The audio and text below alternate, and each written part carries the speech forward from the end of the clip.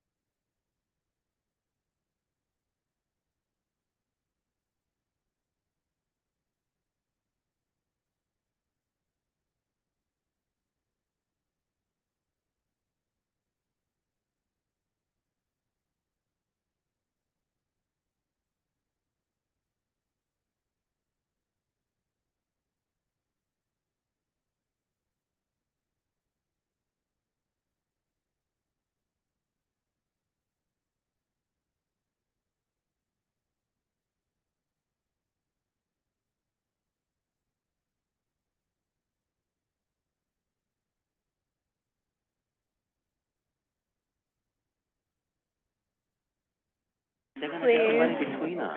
I know. No. We... When did they make that announcement? Hi.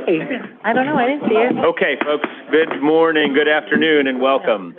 I'm Dan Garodnick, Chair of the City Planning Commission and Director of the Department of City Planning. Welcome to today's review session of the City Planning Commission. We are joined today by Vice Chair Knuckles, Commissioners Benjamin, Cerullo, Crowell, Dweck, Gold, Kermani, Marin, Osorio, and Ramprashad. And it has been a big couple of weeks at the Department of City Planning. I'd like to just take a moment to highlight some recent news before getting to today's agenda. To start, I am very happy to report that the City Council voted last week to adopt City of Yes for Economic Opportunity. By updating antiquated zoning rules for the 21st century, we're giving small businesses a leg up towards success, making it easier for them to open, grow, and thrive. With City of Yes, we've expanded space available for clean manufacturing, fixed rules that banned businesses from setting up in long vacant facilities, allowed a wide range of home businesses, eliminated outdated rules that prohibited dancing in restaurants and venues in commercial areas, and so much more. I want to thank the City Council for supporting this important initiative and for charting a path for our city's future prosperity. Sticking with City of Yes, I'd like to report that in just over a month, our city planning team has presented City of Yes for housing opportunity at over 100 meetings so far. This has been a Herculean effort by our planning staff, and I greatly appreciate their work to talk to New Yorkers in every community about this vital proposal to build a little more housing in every neighborhood and take on our housing crisis. There are many more meetings still to come, and we look forward to discussing housing opportunity when it returns to the City Planning Commission over the summer. Finally, I'd like to thank all of the New Yorkers who attended our in-person workshop with the New York City Department of Transportation, Department of Health and Hygiene, Mental Hygiene, and New York State Department of Transportation for a vision for the future of the Cross Bronx Expressway and its surrounding communities. We're hard at work on this collaborative effort to develop concepts to improve communities around the expressway, including potential capping in appropriate areas. We'll have another workshop, this time online on Thursday at 6 p.m. You can RSVP at crossbronx.info. For today's agenda, we'll start with a multi-building development in Borough Park known as Brooklyn Yards. This proposal would platform over an active Long Island Railroad freight line to construct 14 buildings that would contain a total of 270 homes, around 80 of them income restricted. The project would also include office and retail space on a couple of the sites, as well as 2 publicly accessible open space areas with playgrounds. Brooklyn Yards would also be directly adjacent to the 62nd Street station, which includes the D and N trains. For our post-hearing follow-ups, we'll discuss what we heard from the public on the Department of City Planning's Bronx Metro North plan.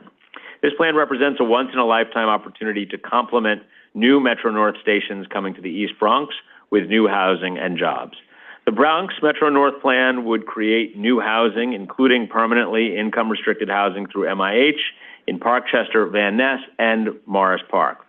It would also bolster key commercial corridors, establish workforce training programs, and support important community institutions and economic hubs to create another 10,000 jobs across the East Bronx. So with that, let's get started. Sarah, I will turn it to you. Good afternoon and welcome to the City Planning Commission Review Session for Monday, June 10th, 2024. The time is 1:04 p.m. and a quorum is present. The first item on our agenda is a certification of a zoning map and zoning text amendments, special permits, and authorizations in Brooklyn Community Districts 11 and 12. Our presenter is Josh Vogel. All right, Josh, welcome. Thank you, Sarah. Good afternoon, Commissioners.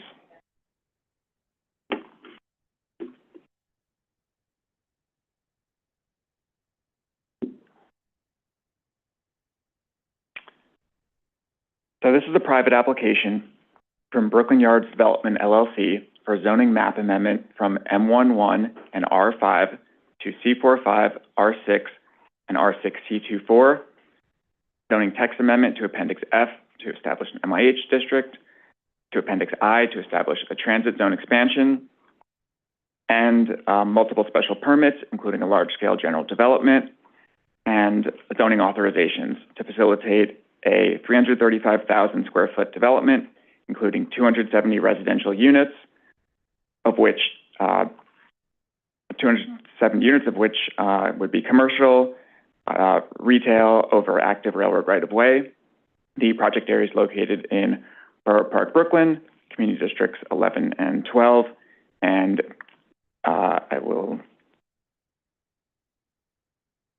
So the project has great transit access, located over the IBX, which I'll speak to in a second, and multiple transit lines.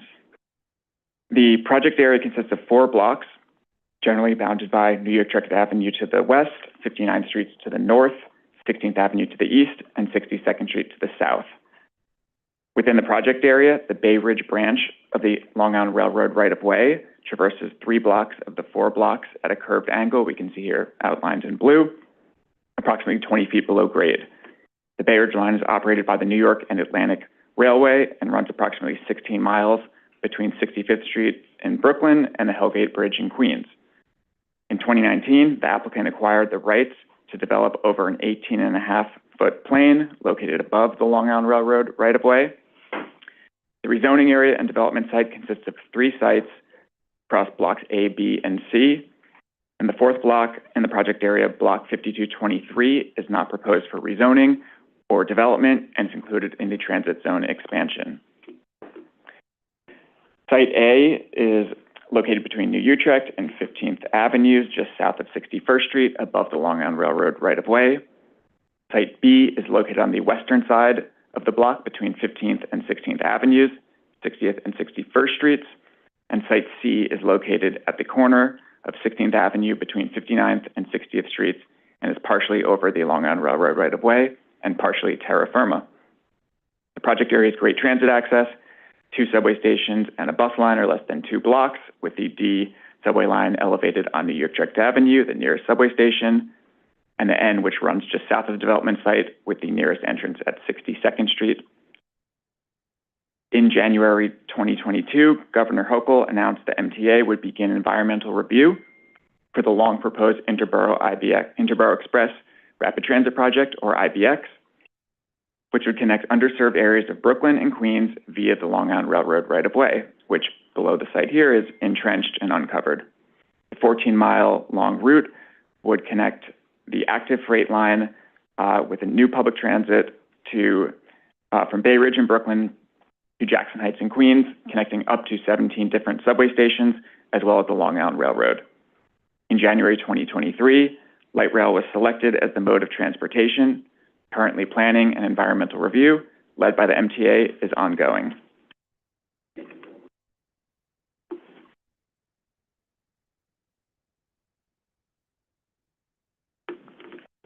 Sorry, I'm having trouble.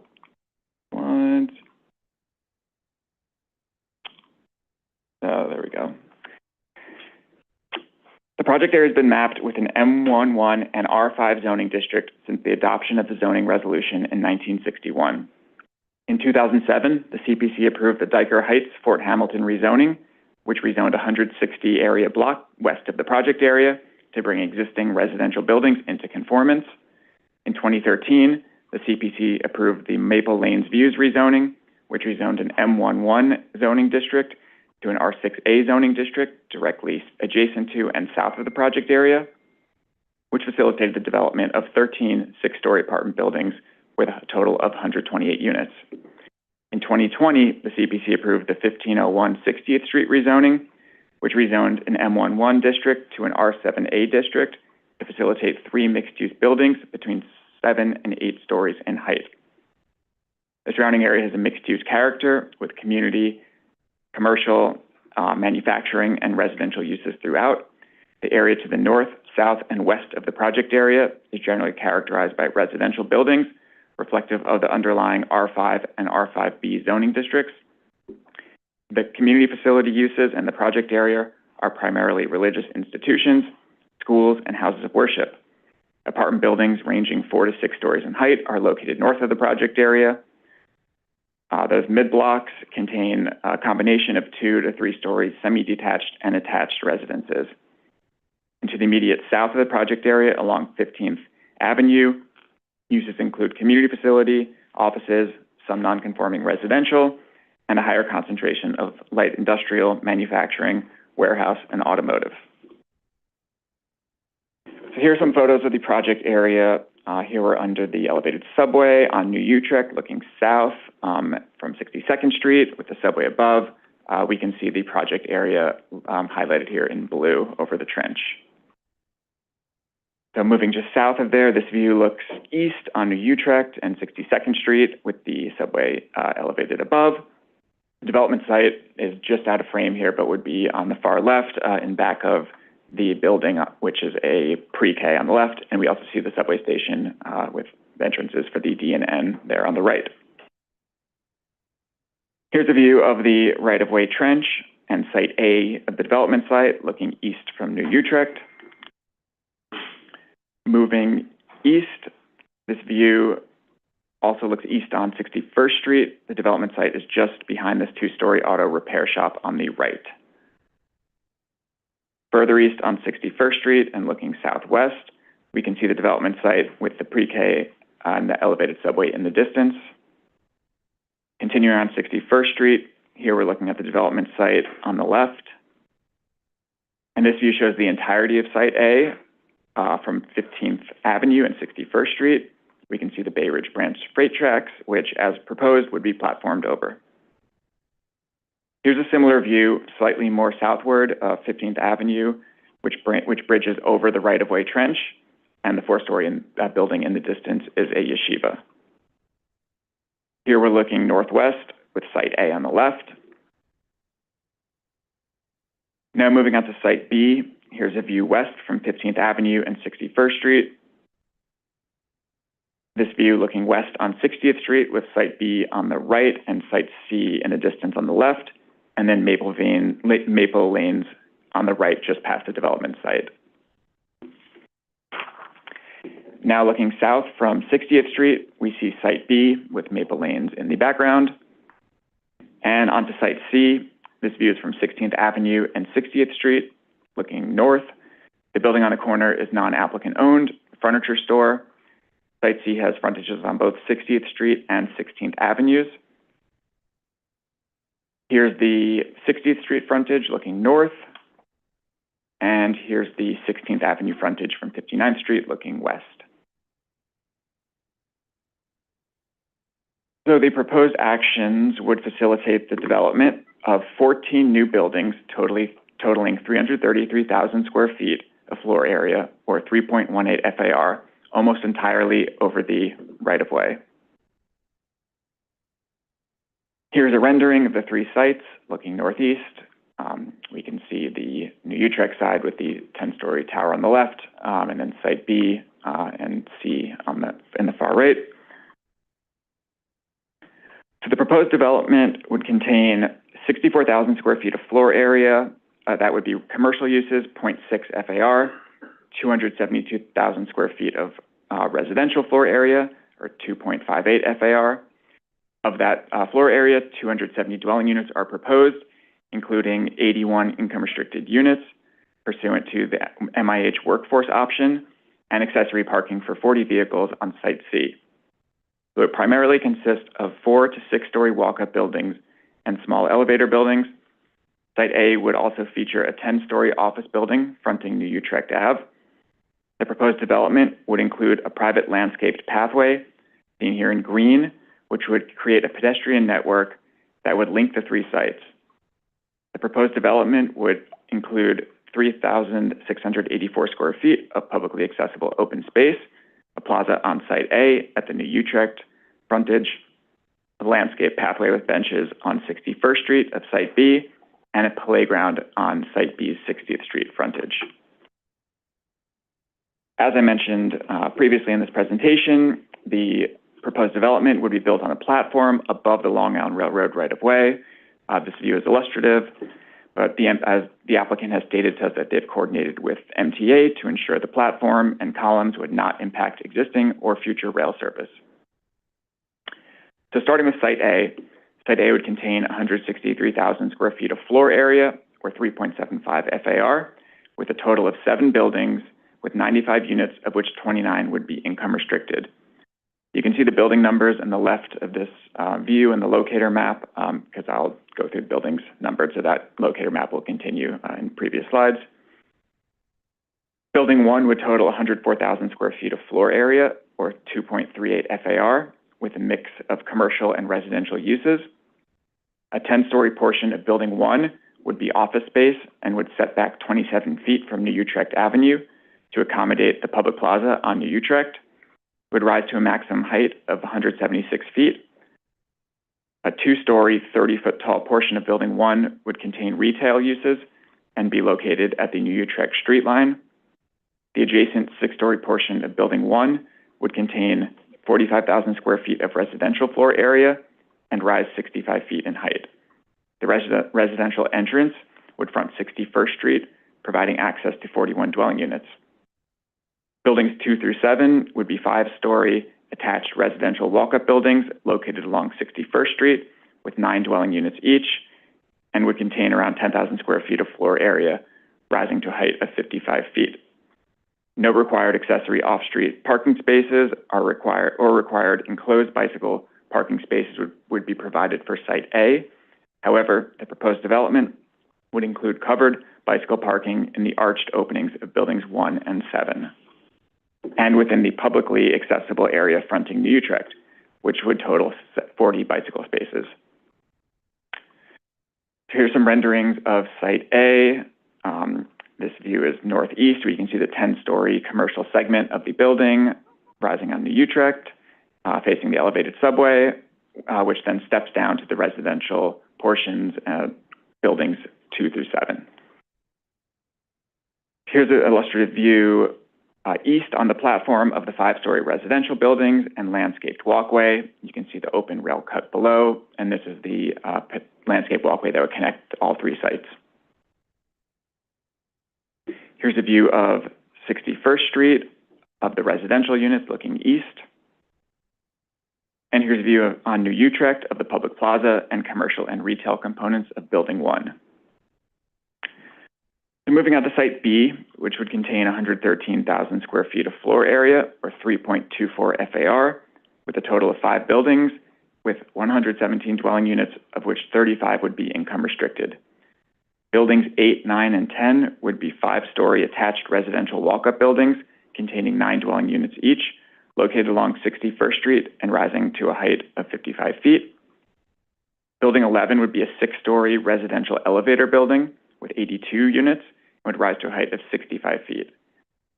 Building 12 would be a 5-story walk-up building with 8 dwelling units located along 60th Street, rising 55 feet in height. And there are 2 publicly accessible areas on the site, which are called out in the little locator on the bottom. Out of the 11,000 square foot publicly accessible area, there's an 805-foot public playground adjacent to Building 12, which is all the way on the right in this image. No required accessory off-street parking spaces or required enclosed bicycle parking spaces are proposed for Site B. However, 12 covered accessory bicycle parking spaces would be provided in the arched openings of Building 12 in lieu of the 41 enclosed residential bicycle parking spaces that would otherwise be required.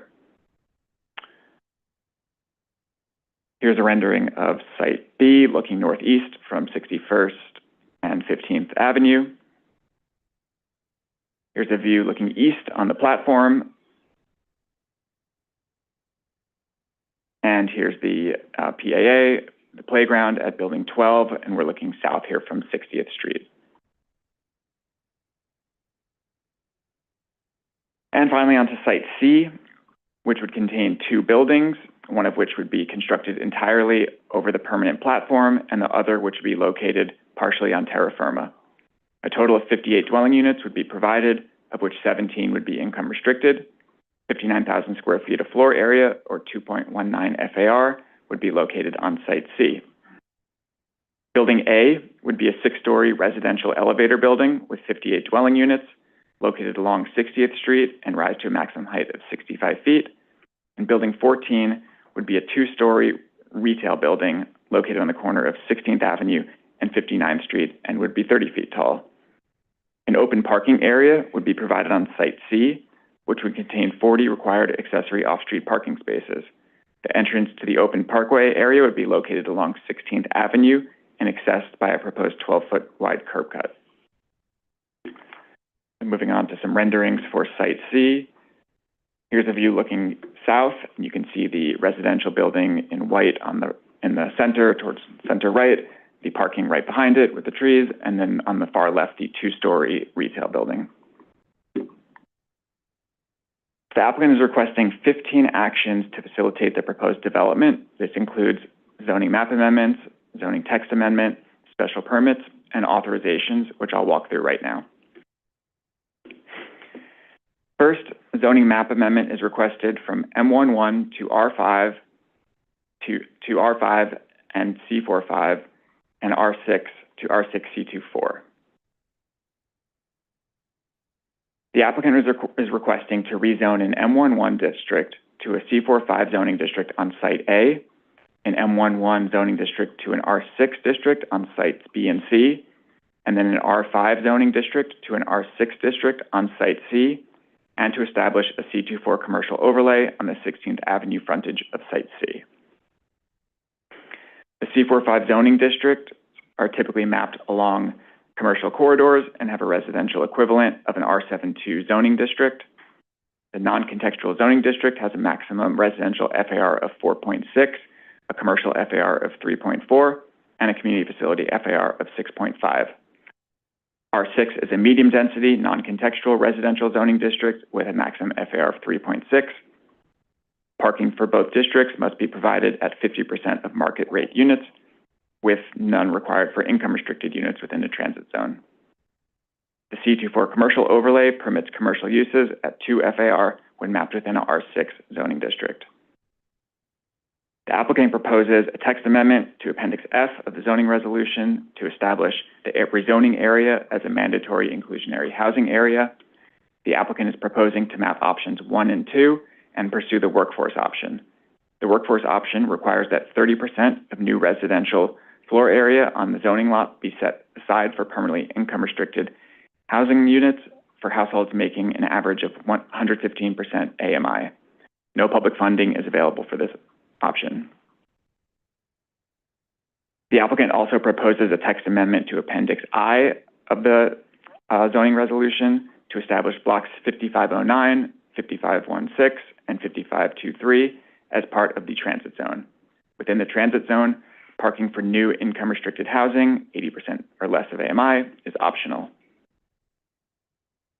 The applicant is requesting a special permit pursuant to ZR 74-743 for large-scale general development to distribute floor area and lot coverage without regard for zoning lot lines or district boundaries, to permit the location of buildings within the large scale without regard for applicable yard and court regulations, and for modifications of distance between legal windows and lot line requirements, and to modify parking locations.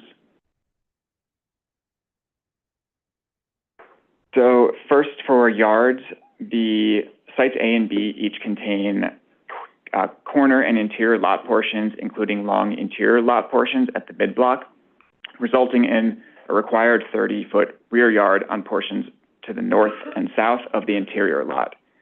Due to the two zoning lots' irregular shape at the mid-block, these rear yards would reduce the buildable footprint for each zoning lot, making residential development infeasible at the mid-block, according to the applicant. Therefore, the applicant proposes a waiver of the modifications of rear yard requirements on the north sides of Site A.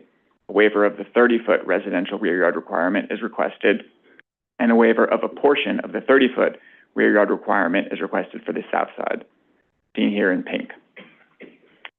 For sites A and B, the applicant is also seeking a modification of the requirement to provide 30 feet of open air between legal windows and lot line, outlined here in blue, as this would reduce the buildable footprint of each zoning lot in a way the applicant states would make the development infeasible for the mid-block. The applicant would record light and air easements over the remaining open rail cut in order to ensure all legal windows front a 30-foot open area. And for the north side and south sides of Site B, a waiver is proposed of the 30-foot residential rear yard requirement that is requested and seen here in pink, and a waiver for the distance of the windows and lot lines is seen here in blue. Here are two sample elevations showing the degree of the yard and window waivers, so for Site A on the left and Site B on the right. The applicant's also requesting to allow required accessory off-street parking spaces to be located anywhere within the proposed large-scale general development without regard for zoning lot lines pursuant to ZR 74745. Because the majority of the development site would be comprised on a platform over the right-of-way, below-grade parking would not be feasible, and due to the irregular shape of Site B, access to the street frontage is limited, and introducing new curb cuts could compromise an improved site plan.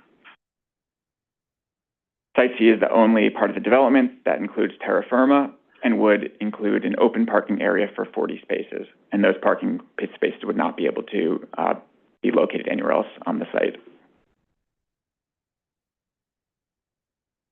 So Site A, Building 1 includes a 10-story commercial and 6-story residential segment, leading to commercial uses above residential despite both having separate entrances.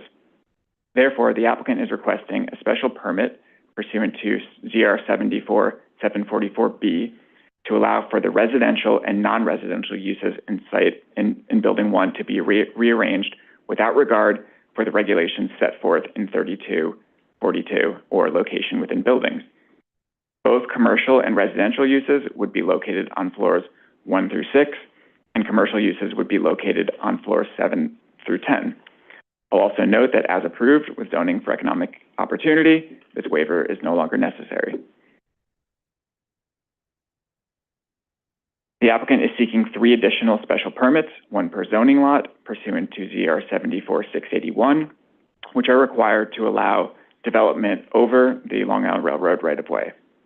The applicant states the proposed platform has been carefully designed and engineered to accommodate both existing alignment and proposed future alignments of possible rail expansions, including clearances provided by the MTA, and the plans and specifications for the proposed development will be subject to review and approval by the MTA. The MTA has also submitted a letter, a memo detailing the proposed interaction with the right-of-way, which can be found in your briefing packages. And the final special permits, pursuant to ZR 74533, would waive the accessory off-street parking requirements for the market rate dwelling units on sites A and B. And lastly, moving on to the authorizations, the applicant seeks an authorization pursuant to ZR 3672 to waive all 8 required enclosed bicycle parking spaces accessory to the commercial uses within Building 1, along with 3 authorizations pursuant to 2582 to waive 21 enclosed bicycle parking spaces accessory to the residential use on Site A, all 41 required enclosed bicycle parking spaces accessory to the residential use on Site B, and 9 of the 29 required enclosed bicycle parking spaces accessory to the residential uses on Site C. The applicant has stated the proposed development's location on a platform over the Long Island Railroad right-of-way prohibits below-grade construction, which prevents the location of required enclosed bicycle parking spaces. So just to summarize that, they are providing 73 total spaces, but they're below grade, they're above grade, and they're covered, but they're not completely enclosed because they cannot do below grade spaces at this site. The applicant's racial equity report states that the proposed development would facilitate the residential development of affordable housing opportunities in 2 community districts that have experienced little housing production in recent years, establishing new permanently income-restricted and market-rate housing units in a location that is both walkable and transit accessible. The median household income in the Puma was $49,000 and $56,000 in the Borough Park and Bensonhurst and then Borough Park Pumas, respectively, which is lower than New York City at $65,000 and Brooklyn at $61,000. In the Bensonhurst Bath Beach Puma, according to the 2020 census, 44% of residences are Asian non-Hispanic, 1% are Black non-Hispanic, 16% are Hispanic Latino, and 36% are white non-Hispanic. In the Borough Park Kensington Ocean Parkway Puma, 17% are Asian non-Hispanic, 2% are Black non-Hispanic, 11% are Hispanic Latino, and 65% are white non-Hispanic. From 2010 to 2020, in the Bensonhurst and Bath Beach Puma, the population of Asian non-Hispanic has increased by 37%, Black non-Hispanic has increased by 74%, Hispanic Latino has increased by 30%, and white non-Hispanic has decreased by 20%. In the Borough Park Kensington Ocean Parkway Puma, Asian non-Hispanic has increased by 31%, Black non-Hispanic has increased by 13%, Hispanic Latino has increased by 3%, and non-white Hispanic has decreased by 3%. And that concludes my presentation. Happy to take any questions. Great, thank you very much. Before I turn to my colleagues, let me just ask you to circle back for 1 second to the large-scale special permit amendments. See if you could just run through the distribution of floor area without regard for lot lines and the requirement of the 30 feet of open space between the legal window and the lot line. Could you just run through those real quick for me? Sure. So the first, and thanks for the question, the first would allow for them to distribute floor area across the different zoning lots, so that's site A, B, and C, since they are all irregular lots. And given that they're irregular lots and don't have a lot of frontage to the street lot lines, there will be an open cut trench, which is uncovered, but it's not part of their site, so they will still have that, say, 30-foot distance between the building and the street for light and air for windows or rear yards, but it would not be within their zoning lot line. So we're waiving those portions, but they'll still be recording that space within a restrictive declaration. So there's a trench in between the buildings in some location? Yeah, so it's just to the south of here. It's hard to see this, but yeah, I can pull up the rendering. Actually, that may be a little easier to show it.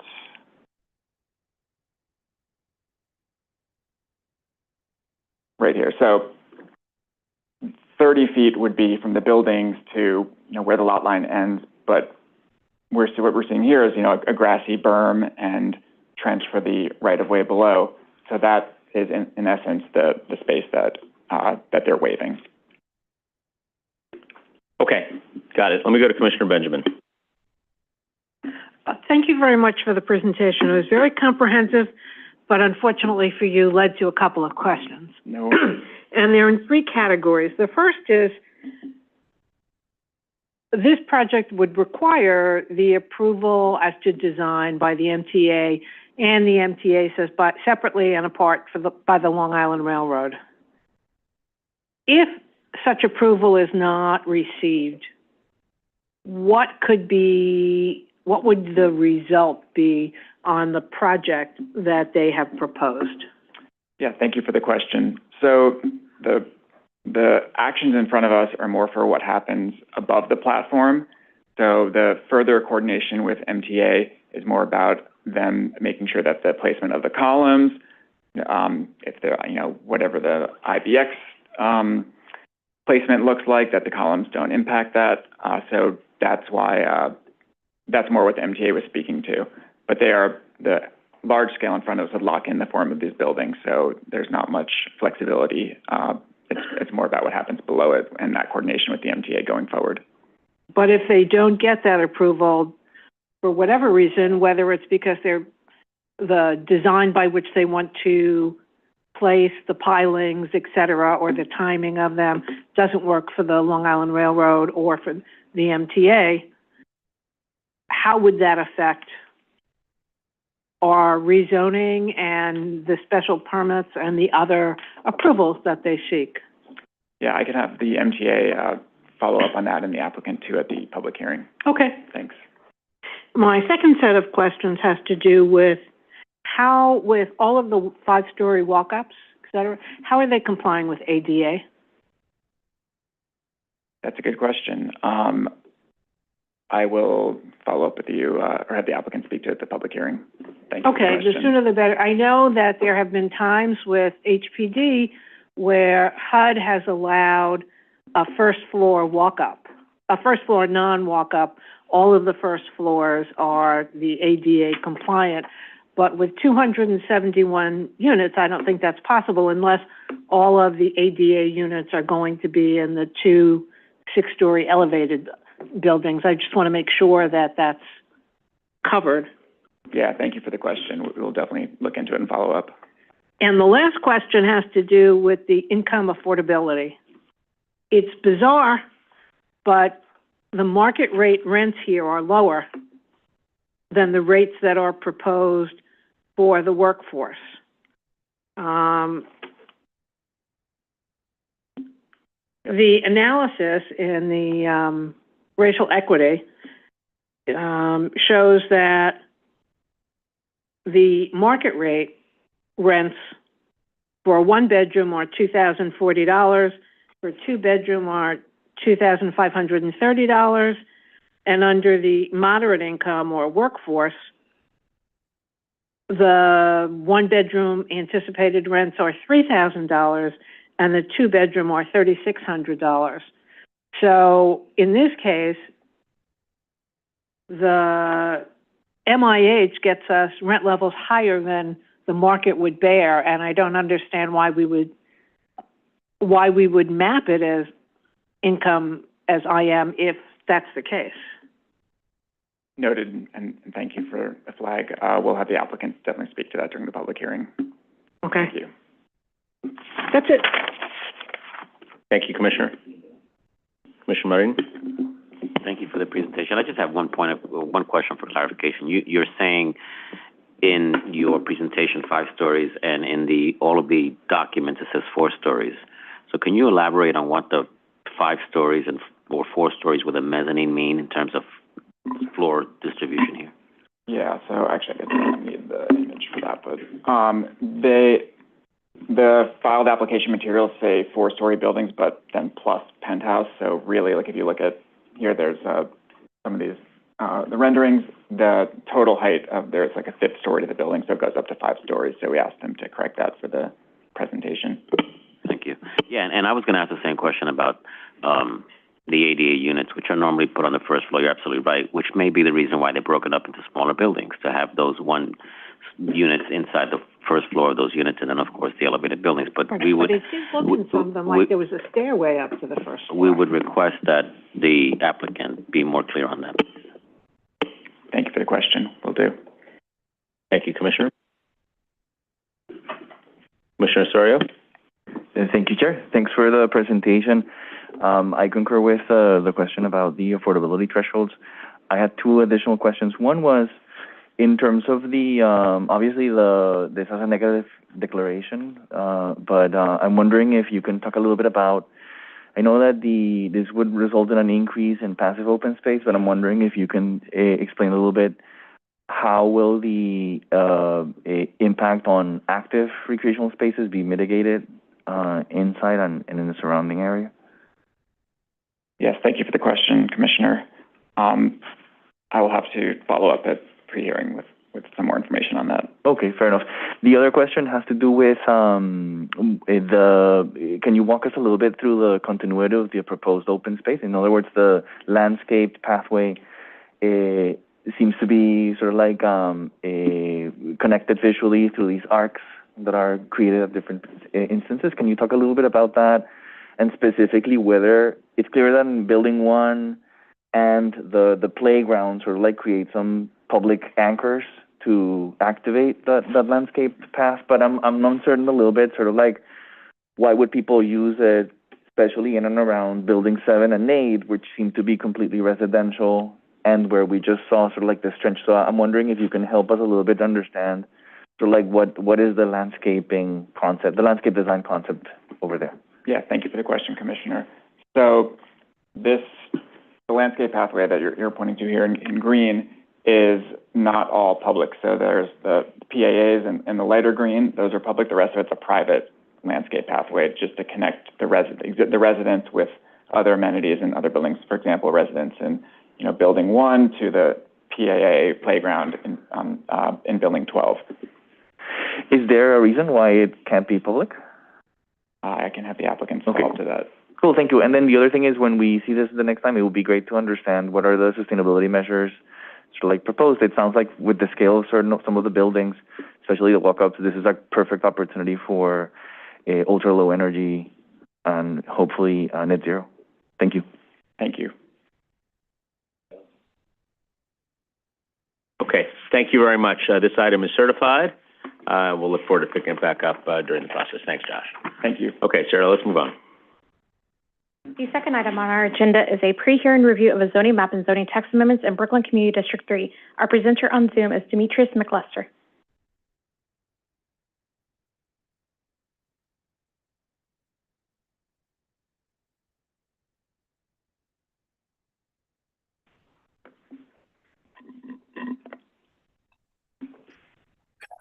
Chair Uranic and Commissioners. The following presentation will serve as a refresher for this application that's certified back on February 12th of this year. Next slide, please. This is an application from Joel Berkowitz for a zoning map amendment to change an M12 district to an R7D C24 district, and a zoning text amendment to designate an MIH area in order to facilitate a mixed-use residential development. The proposed actions would create a new 9-story development, including 41,929 square feet of residential space, comprised of 41 units, 12 of which would be income restricted, and 7,919 square feet of commercial space. Next slide, please.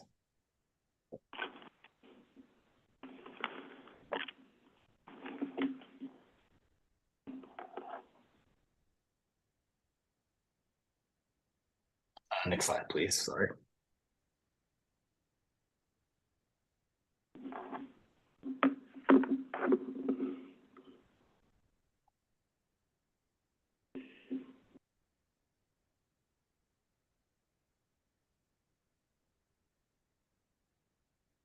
Let's see if we can get that slide moving for you. Hang on.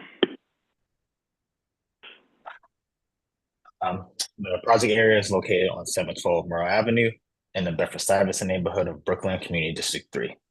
With the development site in blue and the project area in orange, Murrow Avenue, a 75-foot wide street, is the area's most significant east-west commercial street, with medium-density apartment buildings, including New York City Housing Authority developments, and significant ground floor retail activity.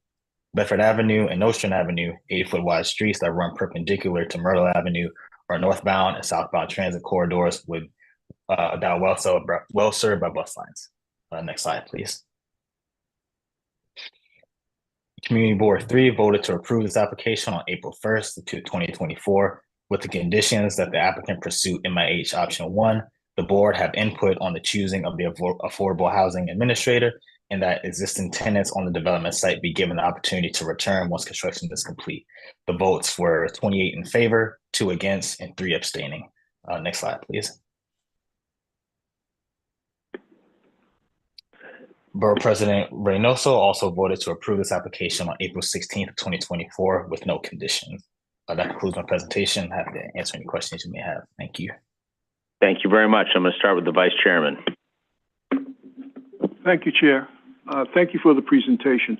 The applicant indicates that of 41 units, he's proposing 13 affordable, which I believe is 30%. On the other hand, the community board at least had weighed in with a preference for option 1, which requires 25% of FAR versus 30% of FAR, which I believe is option 2. Do we know what the applicant is actually going to pursue in terms of the MIH options? In terms of communication with the applicant up until this point, we have been told option 1, but I will let the applicant speak to that at public hearing on Wednesday. Thank you. Commissioner Osorio? Thank you, Chair. Thanks for the presentation. I actually wanted to quickly build on the Vice Chair's question by asking what has been the response to the other 2 recommendations from the Community Board. I'm assuming you're going to let the applicant speak to that, but I don't know if there's something you can share with us at this point. Nothing new in terms of communication between DCP and applicant in terms of response to the Community Board's request through their voting form. So I'll have the applicant speak to that on Wednesday. Great, thank you. And if you can also please let ask the applicant to prepare an update in terms of the sustainability measurements, that would be great. Thank you. Thank you, Commissioner. Commissioner Benjamin? Yeah, when we heard this at review session, we had asked what was happening with the existing tenants and about a diagram with the apartment distribution and layout. Have we received those? We have made it known to the applicant team your questions and Commissioner Osorio's questions as well post review session, and they've indicated to us that they'll be laying out in the applicant presentation, and then they'll have their team here on Wednesday to speak to it more directly. Okay, thank you. Okay, great. We'll pick this one up at the public hearing on Wednesday. Thanks very much, Demetrius. Okay. The third item on our agenda is a pre-hearing review of an acquisition in the Bronx Community District 7 and 8. Our presenter is Brenna Hemmings. Hi there, welcome. Hi, good afternoon, Commissioners. My name is Brenna Hemmings, and I'll be presenting on Tibbetts Brook Daylighting Easement Acquisition. So I can just go. Can I start? Okay.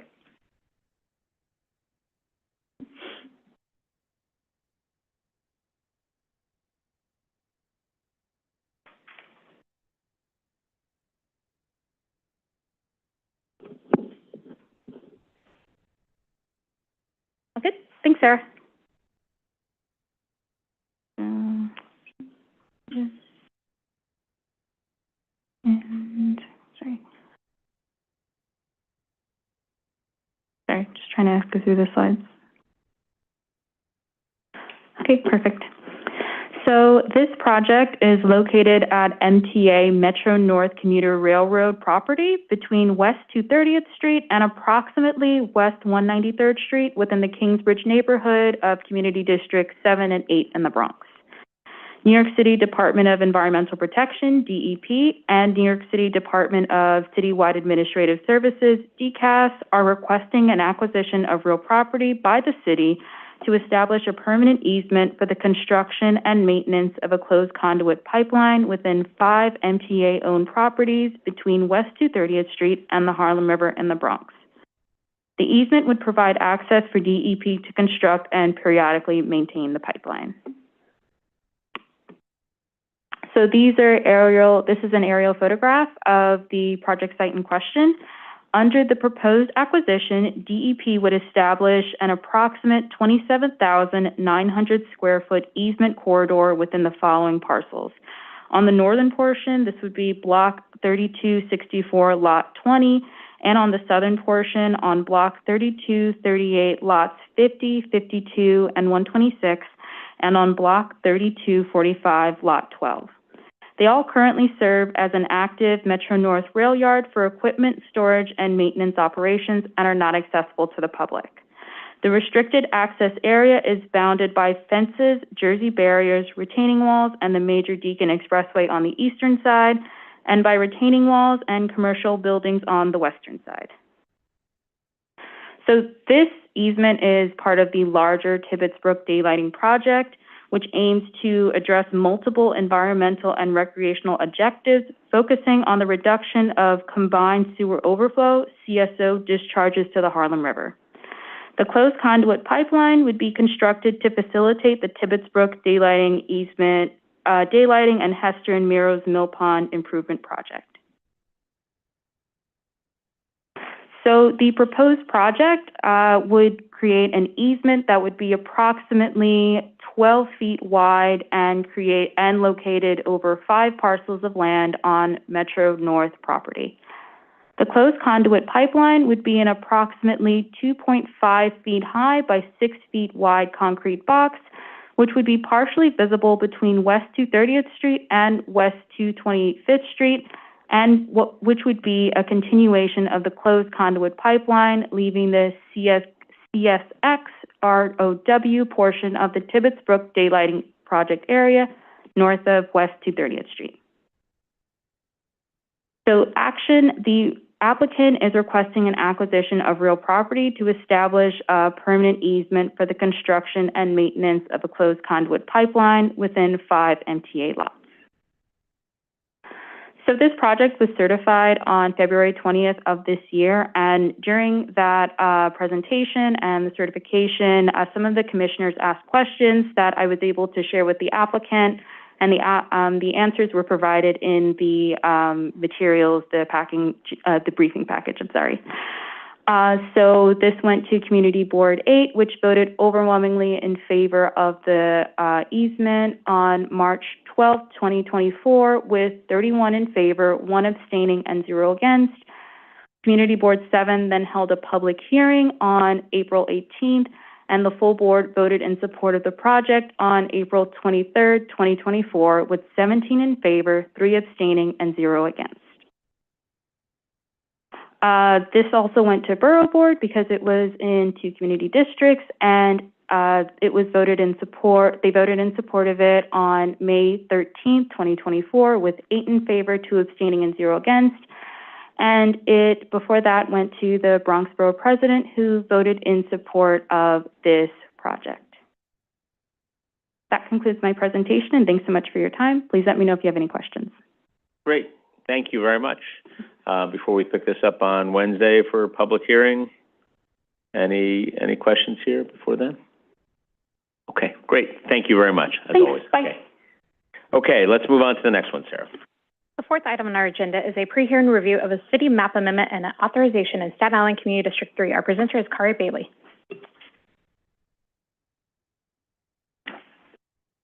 Hello. Good afternoon, Commissioners. So this is Princess Point Development. It's located in the Special South Richmond Development District in Staten Island Community District 3. It's a private application by PBML LLC, and they're requesting 3 land use actions. 1, a city map action to establish a new 4 new 50-foot wide public streets on the city map. Secondly, a South Richmond Development District authorization pursuant to zoning section 10764 to alter the boundaries of a previously approved subdivision application. And lastly, a legal document action to amend an existing restrictive declaration. And these actions would facilitate the development of 108 single-family residents, 14 which already are existing and 94 are new. And along with that, there will be 4 new public streets, a public open space, and a public waterfront access. And this project is located in Staten Island Princess Bay neighborhood, and it comprised of 2 tax blocks and 124 tax lots. This is the proposed project area, and the subject site is bordered by Lemon Creek Park and Sagoon Avenue to the west, Pretty Place to the north, Wolf's Pound Park and Halton Avenue to the northeast, and Princess Bay to the southwest. You can actually see the 4 existing homes in this image, and they're directly fronting Purdy Place. And behind them is an existing tidal wetland that the applicant is proposing to preserve. There's also an existing 30-foot wide public waterfront esplanade that was constructed following the original 1989 approvals. And you can also see in this slide, there's an existing coastal revetment that was built in the year 2000 to mitigate potential flooding. This is the proposed subdivision site plan, and the applicant is seeking the 10764 authorization to alter the 2007 subdivision approval that was previously issued by the CPC. And to accommodate the reason why they're seeking this is to accommodate the proposed width of the new map streets. And the applicant states that they meet the required findings under ZR section 10764. And those findings are, first, that all designated open space, topography, and trees that are a 6-inch caliber or greater will be preserved to the greatest extent possible. And secondly, that the proposal avoids destruction of irreplaceable natural features, and that it maintains the natural ecological balance. And lastly, the last finding is not applicable because the proposed development does not front on a South Richmond District arterial street. And lastly, it's coming back from community referral. The Staten Island Community Board 3 held a public hearing and voted to approve the application with a condition on April 10th, 2024. 24 voted in favor, 0 said no, and 0 abstained.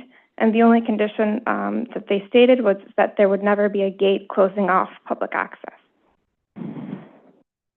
And similarly, the Staten Island Borough President submitted a recommendation to approve the application with the condition there would be no fence blocking public access, and they submitted that on May 28th, 2024. The Staten Island Borough President also noted in their recommendation that there be a deed declaration that affirms public access in perpetuity, and it's to be filed at the Richmond County's clerk office. So following up with some of the questions that the CPC asked during certification that was in March, the applicant provided us some more information from the questions, which will be summarized in the next 2 slides, but the applicant team can also speak in greater detail on Wednesday. So for the questions, there's questions about topography and flooding. All the proposed buildings are designed to comply with the New York City Building Code Appendix G requirements, which have been incorporated into the building elevation designs on the proposed site plans. But also when the site was remediated some 20 years ago, it also included installing a stabilizing rock revetment along the shoreline, and that also included an addition of substantial clean fill that elevated the site grade. And in 2021, FEMA issued a map revision confirming that the majority of the site is in what is called a Zone X, which is a designation for areas with minimal flood hazard that are outside a 500-year flood. And 89 of those 94 proposed houses are in that Zone X. But in the site plan, the proposed building designs, they elevate the first floor elevation to 3 feet above the existing grade. But 5 of the proposed lots that are not located in the Zone X are in the FEMA designated flood hazard zone. And these lots are, those are the ones where the site entrances, they need to be graded down to the existing street elevations, and those are at Purdy Place. Those residential structures on those lots have also been designed to comply with Appendix G, and that the first occupable floor elevation of those properties would have a minimum, they have a minimum design elevation of 14, which is above the flood hazard elevation of 12. And there was also a question about how this area was impacted during Sandy. The applicant shared that the FEMA post Superstorm Sandy maps for residential development of these sites which is above the revetment, they did not identify any wave action impact. But we know that Staten Island South Shore, they experienced heavy flooding during Sandy, including the Wolf's Pond Park immediately to the east. The applicant stated that the project site, because it was elevated and stabilized by the rock revetment, that they didn't report any erosion or loss of soil of the revetment. But they also noted that the revetment is regularly monitored and maintained in accordance with their permitting obligations with DEC.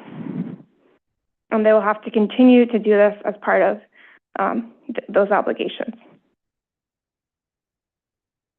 And lastly, during certification, there was also a question that came up about who will build the infrastructure and maintain it.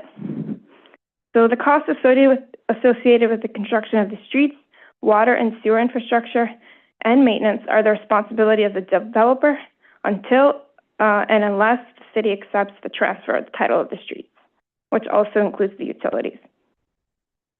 And also to note is that the construction of the streets and the infrastructure for any of these new developments are subject to city design conformance standards and approval by city agencies, which through this application process, the applicant, their proposed development follows those standards. But the applicant can speak more in detail in the public hearing on Wednesday, and I'm happy to answer any questions that come up now. Thanks. Terrific. Thank you. I'm going to start with Commissioner Cerullo. Thank you so much, and thank you for the follow-up on some of the other questions that were posed at certification. I guess my question is this: given the similarity in the, we'll call them conditions, of the community board and the borough president with respect to ensuring that public access is provided and not at all cut off, how do we make that happen, if we can make that happen at all? So at what point do those conditions get attached to this application? I'll leave it at that. Or is it something that has to happen later? So I just want to ensure, because I think we would all agree that that is something we would all support. How does that occur in the process? Well, the applicant stated that they are agreeing to do that, but okay. Since the actions that you're reviewing today are not directly tied to the Esplanade because it was already approved, I don't think the commission can actually say that it has to be in the restrictive declaration. That's what I was wondering. I mean, I know some of these things the council has more flexibility perhaps to accomplish than we do. I just want to ensure that at whatever point it can be done, that it's done. So the applicant certainly heard the feedback and was understanding of it and trying to find a way to address it. And we think that on Wednesday they should speak to where that stands with their restrictive declaration and any other next steps in the process. But as Kari said, it happens to not be directly tied to the actions that are in front of you today. Sure, and I could pose that question also to the applicant on Wednesday to at least on the record get their commitment, even if it's verbal at this point. Okay. Yes, thank you. Thank you. Commissioner Gold. So, along the same lines, though, just if you can elaborate a little bit, it sounds like the applicants agreed to that term in substance at least, and, so presumably now it would be just a function of I guess, papering it, so to speak, one way or another. Is that right? Yep. Got it. Perfect. Thanks. Okay. Seeing no other questions, thank you very much. We'll pick this one up on Wednesday. Great. Thank you. Sarah, what's next? The fifth item on our agenda is a pre-hearing review of a zoning text amendment in Staten Island Community District 3. Our presenter is Kari Bailey. Aha. Right. Yes. The two of these together. Great. Yes. Hi again. This is the DCP, the New York City Department of City Planning's application that's being considered in conjunction with the previous Princess Point private application. And the Department of City Planning is seeking a zoning text amendment to reinstate vesting language for developments that were approved prior to the adoption of lower density growth management areas, or LDGMA.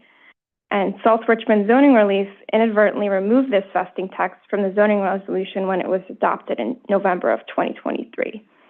So this proposed text amendment applies throughout the special South Richmond Development District, but only 4 distinct project sites would be affected.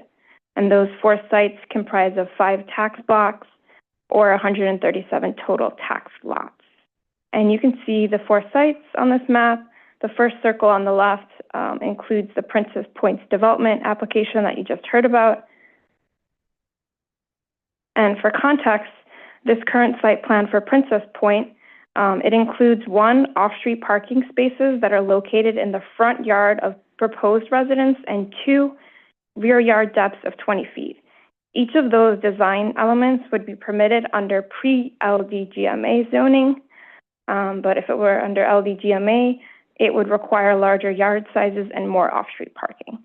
But given that there's prior approvals, the applicant had prepared their site plan, and the Department of City Planning had conducted internal review under the assumptions of the vesting provision under ZR Section 1145 that exists previously. When LDGMA was adopted in 2004, it included a vesting provision to accommodate already approved development site plans, and it allowed for those to accommodate those already approved site plans. Prior to the adoption of LDGMA, it had to contain a certain number of elements. And those elements include 1, a portion of water esplanade, secondly, designated open spaces, and lastly, the presence of a restrictive declaration that had associated site plans that outlined both access to the waterfront and those designated open spaces. So the 3 additional project sites that are affected, besides Princess Point, they meet those conditions, and those sites are Central Park East Estates, 16 Wakefield Road, and 134 Goodall Street. They all had CPC approvals in the 1990s to the 2000s, and have since they've been developed with no known site improvement plans. And this application also was reviewed by the Staten Island Community Board 3 and the Staten Island Borough President. Staten Island Community Board 3 voted to approve this application on April 10th, 2024, with 24 in favor, 0 nay, and 0 abstentions. And on May 28th, 2024, the Staten Island Borough President submitted a recommendation to approve this application. So in summary, this is an application by the New York City Department of City Planning seeking a zoning text amendment action to reinstate the vesting provision as ZR 1145B for developments that were approved prior to the adoption of lower density growth management areas, with the full proposed text visible on the slide. This is the same vesting provision text that existed prior to the adoption of South Richmond zoning relief. Thank you, and this concludes the presentation. Great. Thank you again. Okay, great. I think we're good on this one for the moment, and we will pick this one up on Wednesday too. So thank you, Carl. Thank you. Great. Okay. Okay, future votes for consideration on Wednesday, June 12th is 601 Washington Street parking authorization in Manhattan Community District 2. There was a follow-up memo in your weekend materials. Any questions? Okay. Also for Wednesday, staff have prepared reports for Old Croton Aqueduct Walk, a landmark designation report, and the Bronx Community Districts 5 and 7. Okay. Lastly, for future votes, Arthur Kill Terminal in Staten Island Community District 3. There were follow-up materials in your materials, and Puneet is here to present a recommendation. Hello, Commissioners. Happy Monday. Monday. My name is Puneet Singh here today. I'm Community Planner in the Staten Island office, here to give the staff recommendation for Arthur Kill Terminal. So just really quick, this is a land use application consisting of a set of actions: a special permit to build structures in excess of 50 feet, a landfill in order to create a flat laydown site, a city map change to demap the unbuilt portion of Richmond Valley Road, a zoning text amendment to add sustainability goals to the special South Richmond Development District, and to provide a path for natural resource modification for uses that provide a substantial environmental benefit, then a zoning authorization to create a group parking facility of 124 spaces, and another zoning authorization to modify natural features utilizing the pathway created by the proposed zoning text amendment. All of this is being proposed for a 32.5-acre marine port for the staging, assembly, and pre-commissioning of wind turbine generators and other offshore wind components in Staten Island's Community District 3. And the Department of City Planning staff recommendation is to approve this application. Now, before I conclude, I just want to highlight a memo that you all have received. The applicant submitted a memo which describes the Port Authority of New York and New Jersey's easement on the northeastern notch of the development site, highlighted here on the slide in red. Updates were made to application materials post-certification that reflect the Port Authority's easement here. We do not anticipate the easement to impact any findings that were made in the land use application or in the final environmental impact statement. So thank you. That concludes my presentation. Happy to take any questions on this one. Great. Thanks, Vineet. Thank you. Okay. Questions, Commissioner Osorio? Thank you, Chair. Thanks so much for the presentation and for the memo. I really appreciate the details in the response.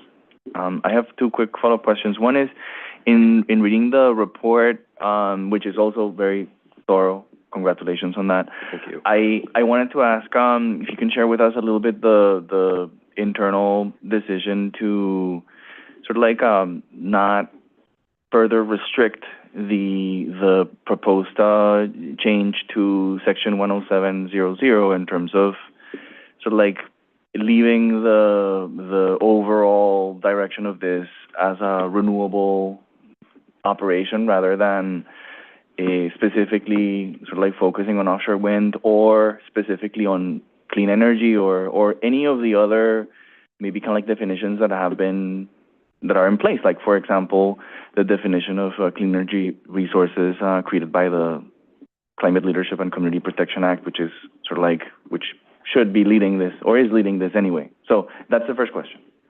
Yes. Thank you, Commissioner Osorio. Yes, one question at a time because I forget. Essentially, we wanted to keep the field open. We are cognizant of the fact that this is a nascent industry, that clean energy in general is a bit nascent in the United States. So we wanted to keep the field open for any renewable energy, or excuse me, not renewable energy, any environmentally beneficial uses that might not necessarily be specifically offshore wind. We wanted to ensure that by adding this goal, that those uses are still able to be located and do development as of right on a site like this. And really, the text amendment to 10700 is in direct conversation with the new authorization pathway in 10765, right? The environmentally beneficial use has to occupy 75% of the lot's upland area. It has to be on a waterfront lot within the manufacturing district.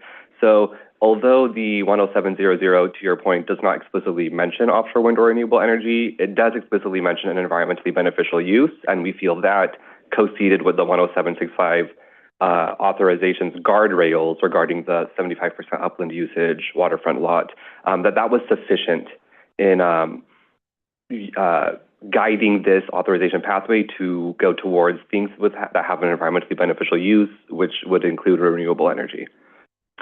Thank you. I appreciate that. I still have concerns about sort of how to offset and justify the substantial environmental impact with something that is not necessarily specific enough. I understand your response, and I just wanted to express some concerns and hoping that we can maybe discuss that in a little more detail.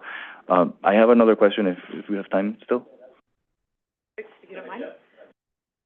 The only thing I would add is that the text amendment opens up the pathway for the authorization for these handful of specific sites that meet the specific conditions that Puneet outlined. So in the future, the commission gets to review proposals to say whether they meet the zoning goals, the zoning resolution's goals of environmentally beneficial projects. So that again, coupled with the need for some level of flexibility for the maturity of the industry, together with the, Staten Island experience that many of us have discussed through this process of having stalled projects on our waterfront, lent itself to a need for flexibility, we believed, together with the Commission's ability to kind of oversee these approvals in the future.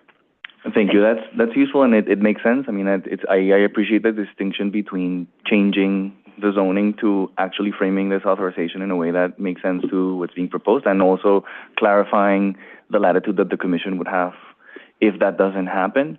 It's just that I just want to make sure that even in this particular authorization, we're very clear, how we're evaluating the cost effectiveness of the significant impacts. But I appreciate that. My other question is really just quick, and I know I appreciate and I saw and to some extent understand a little better the rationale why not Staten Island but Staten Island and Queens.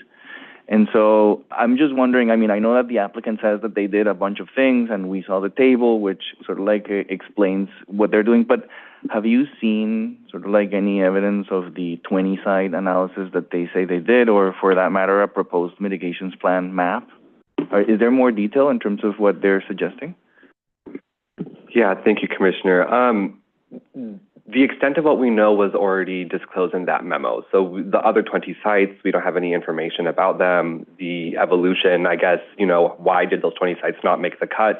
We don't have any more detailed information aside from what was provided in the memo.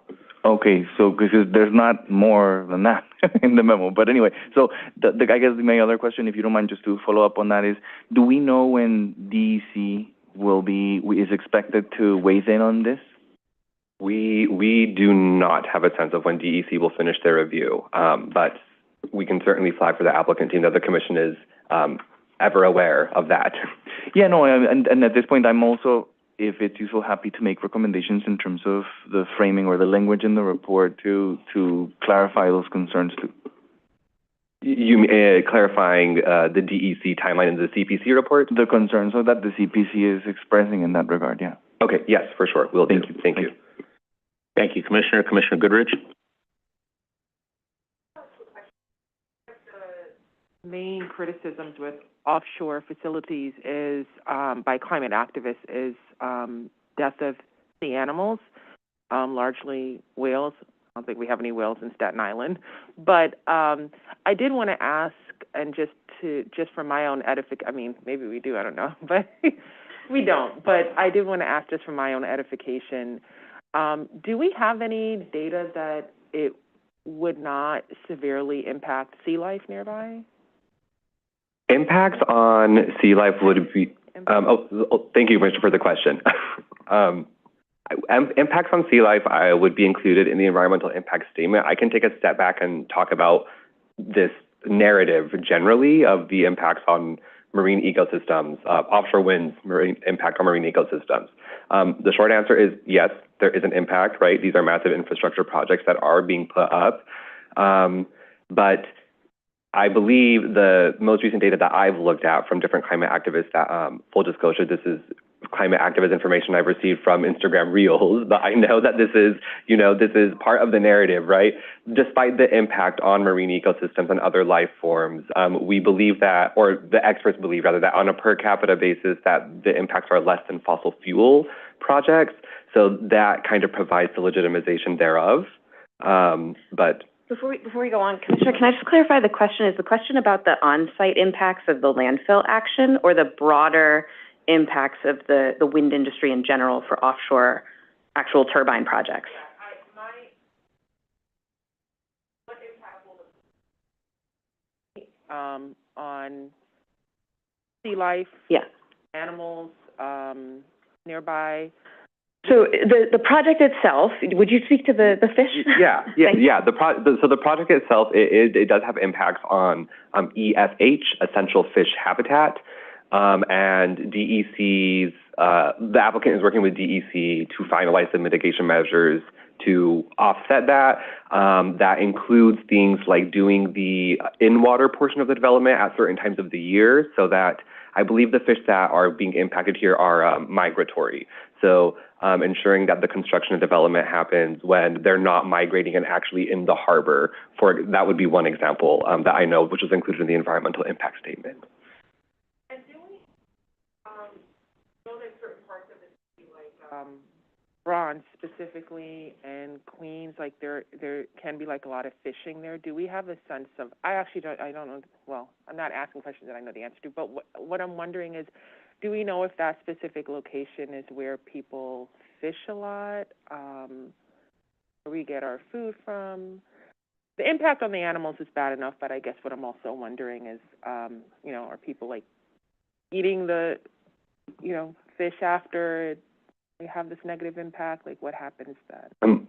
I have not heard of anyone. I'm answering your question, I guess, on an individual level. I have not heard of individuals fishing at this specific site. It is zoned manufacturing, so that wouldn't be a permissible use from a land use perspective. As insofar as do we have large-scale food production near this site, I do not know the answer to that question. Thank you, Commissioner. Commissioner Benjamin? One quick question. I think I must have missed this in the earlier presentations, but in the updates that you provided, I was wondering if this EIS is going to be used by the Army Corps also for the dredging work, and is that part of the analysis? And that flora and fauna associated with the dredging and the dredge spoils and where the dredge spoils will go. Is that something that the Army Corps is doing separately, or since I didn't see anything about the dredge spoils or in the actual document? Yeah, thank you, Commissioner. That's every jurisdiction has their own environmental review. Certainly they inform and they build off of each other, but I don't know anything beyond that as it pertains specifically to the dredging. So the dredging was not, I didn't miss it, the dredging actions and impacts it may have were not included in this EIS and will be studied later by the Army Corps and the others who are tasked with looking at the dredging and how the dredging will be done. Thank you for the question, Commissioner. I believe that is going to be the approach, yes. In the pre-hearing presentation, last time we discussed briefly what some of the dredge spoils will be used for. The applicant does plan to use some of the dredge spoils as part of building the landfill. That's the extent of the information that they've provided regarding the dredging and what's to be done there. So there could be more. Is this considered maintenance dredging? I don't know the answer to that question, and I don't think they provided us any information to that end. I think we're into questions that really are in Army Corps' jurisdiction, and where they would be conducting their own environmental review for that level of decision. Okay, I was just, I guess, concerned about whether there would need to be more mitigation as a result of the dredging, and if it's maintenance dredging, generally there's not, but if it's more than maintenance dredging, it could be disturbing beds or fishery and there might be more mitigation. And if so, I would just, I think, echoing most of the commission, ask that the applicant really look in Staten Island if there was more mitigation required. We'll make sure that the report is comprehensive on the question of dredging as it pertains to the CPC's jurisdiction. And as to the recommendation that if any more mitigation is required, that they look first. Understood. Yeah, thank you. Thank you. We'll deliver that. Commissioner? I don't have a question. I just want to thank you for what is a tremendous amount of work, but also this project, in my view, is critically important to a lot of future activities, so getting it right is really important, and I know that this has not always been easy, so thank you for taking all of our questions seriously and setting a great baseline for the future. Thank you, Commissioner. I appreciate that. I have an awesome team. We agree, and I'd like to echo those sentiments, and we appreciate your time throughout this process and your recommendation from the Department of Support, and we will pick this one up for a vote. So thank you. Thank you, Chair. Thank you, Commissioner. Commission. Okay, post-hearing follow-ups. First, we have 3033 Avenue V rezoning, which had a public hearing at the May 29th public meeting. Mardia is here to present.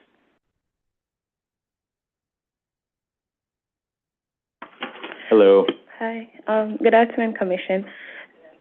This application was certified on March 18th. The public hearing was held on May 29th, and the CPC is scheduled to vote on June 26th.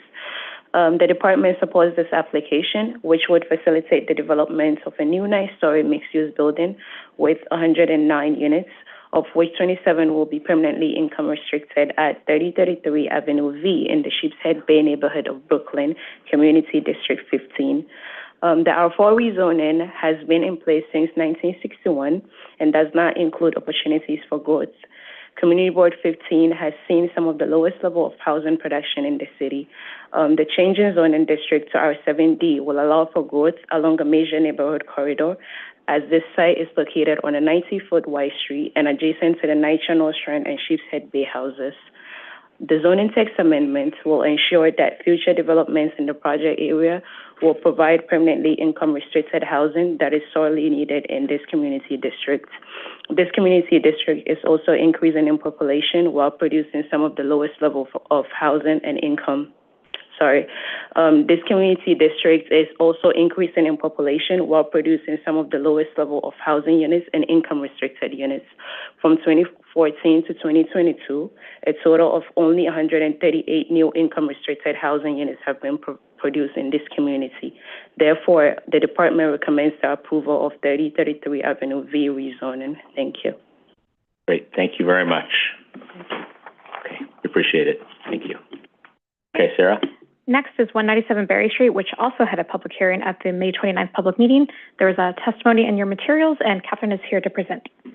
Hello. Good afternoon, Commissioners. So this is a post-hearing review and staff recommendation for the 197 Berry Street rezoning in the Williamsburg neighborhood of Brooklyn Community District 1. This application was certified on February 20th. The public hearing was held on May 29th, and the vote is scheduled for June 26th. This application will facilitate the partial conversion of a 26,000 square foot subgrade garage to an 18,000 square foot self-storage facility with approximately 300 self-storage lockers. 100 parking spaces will be removed, and the remaining 42 parking spaces will be provided by installing stackers in the smaller 8,000 square foot garage. This development will be facilitated by a zoning map amendment from an M12 R6B district to an M14 R6B district. This would result in the reduction of parking requirements for many commercial uses from 1 space for every 300 square feet to no parking, while maintaining a residential parking requirement for 50% of units. Currently, the applicant has shared that the parking garage is underutilized with less than 5 building residents using the facilities. Car ownership rates in this neighborhood are also well below citywide averages. The department supports this application and believes that there is a land use rationale for an M14 manufacturing pairing here. There's excellent public transit options near the project area. The L train, along with multiple bus routes, are a few minutes walk away. And M14 districts, paired with residential districts, are often mapped in transit-rich areas like Gowanus more recently to respond to the prohibitively high parking requirements M12 districts mandate for commercial and manufacturing uses. This concludes my presentation. I'm happy to take any questions. Thank you. Great, thanks.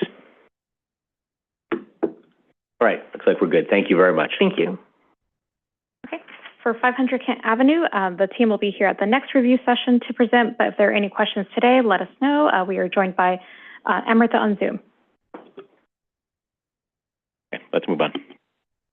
Lastly, for post-hearing follow-ups, we have Bronx Metro North, which had a public hearing at the May 15th public meeting.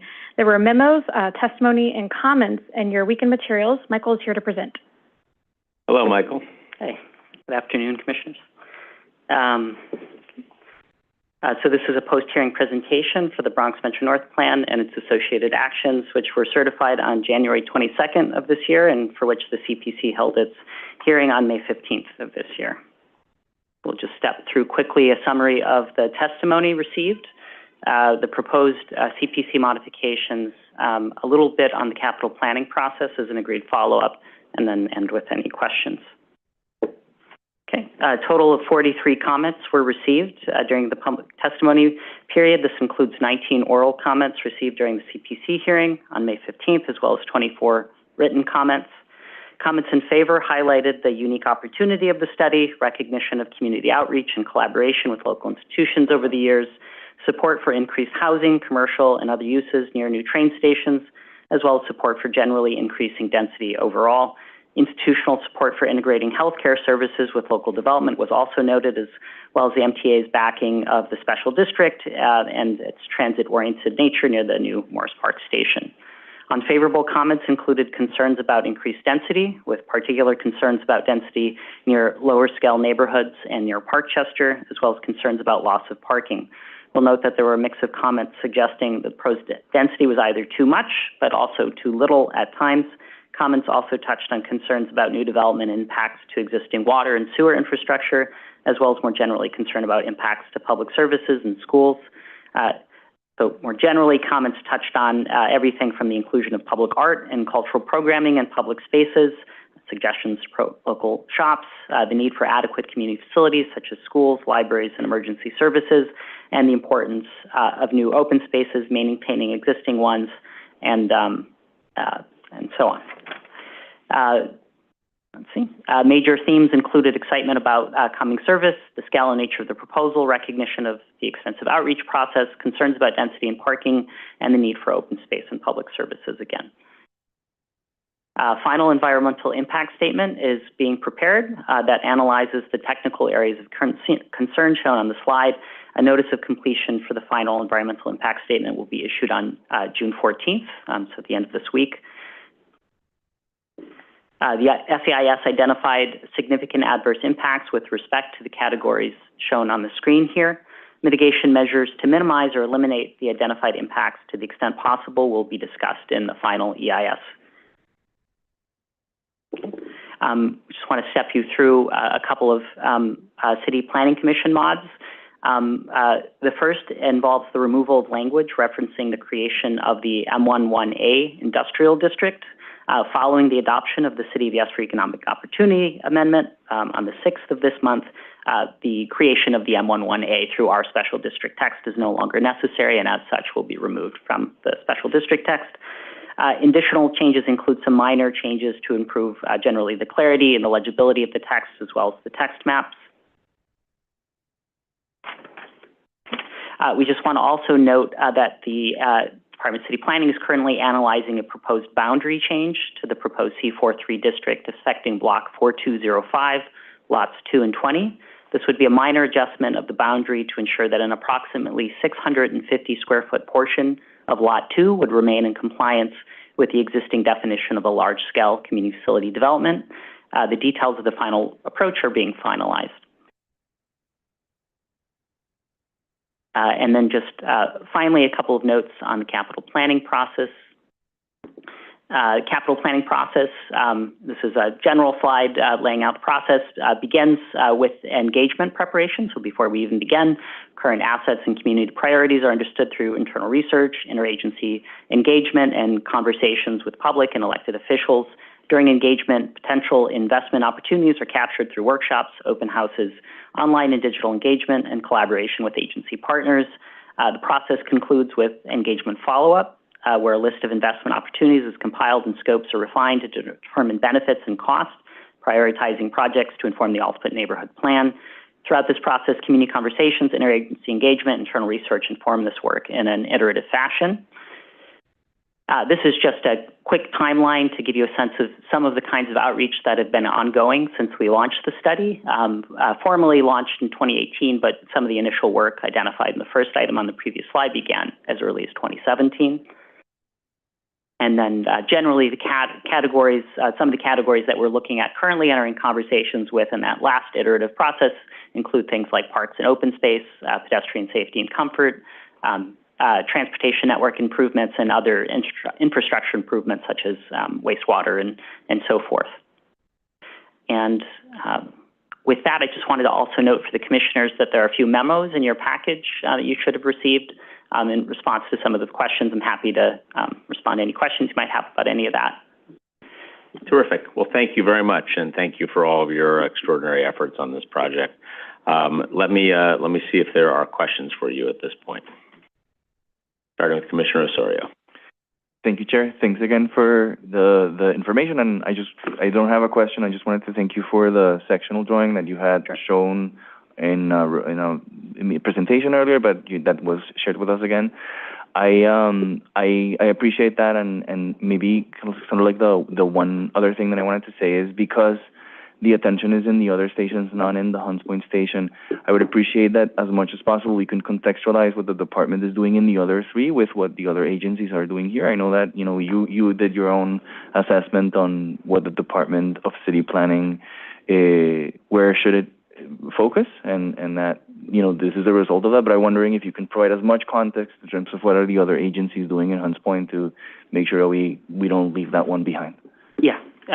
So some of that will become clear once we have our final capital package, and that's really been the focus. So we largely focused on connections from Hunts Point over to the new station, and that includes understanding improvements under the Bruckner. But until we've refined those final capital items, you know, I'll leave it at that for now. But look forward to sharing more detail when we have that. Yeah. Thank you so much. And maybe just a quick question regarding the section. According to the drawing, the old station is not connected to the new station at all, right? They're just next to each other. Correct. Okay. Yeah. The old station is under a 99-year lease to a private entity. Mm-hmm. It also, there were some environmental concerns that the MTA had shared with us. They weren't able, in the timeline that they had, to consider it for that, plus the ownership question. Got it. Thank you very much. Yeah. Okay, great. Thank you very much. Thank you very much. Thank you. Okay, I'm just going to pause for 1 second.